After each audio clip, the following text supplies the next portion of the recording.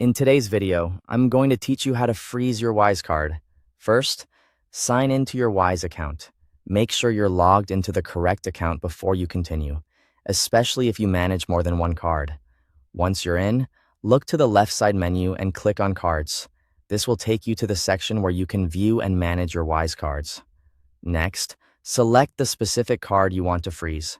This is important if you have multiple cards linked to your account, because you'll want to make sure you're applying the freeze to the right one. After opening that card's page, look for the option that says Freeze Card and click it. At this point, give Wise a moment to update the card status. Depending on your connection or the app or browser response time, this may take a few seconds. Once the update goes through, check the card image on the page and verify that it now shows the label Frozen. This is your first confirmation that the card has been successfully locked. After that, look again at the action button on the card page. It should no longer say Freeze Card. Instead, it should now display Unfreeze Card.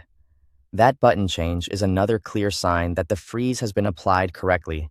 Take a moment to review the card page overall and make sure everything reflects the new frozen status. This extra check helps avoid confusion later and gives you confidence that the card is currently inactive. Once confirmed, you can leave the card frozen until you actually need to use it again.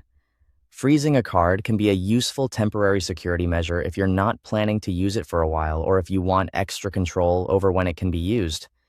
When you're ready to reactivate the card, go back to that same card page and click Unfreeze Card.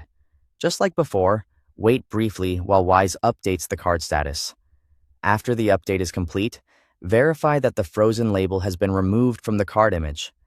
Then, check the button one more time. It should switch back from Unfreeze Card to Freeze Card, confirming that the card is active again. That's it. You've now learned how to freeze and unfreeze your Wise card, and how to confirm that each change has been applied properly. Thanks for watching.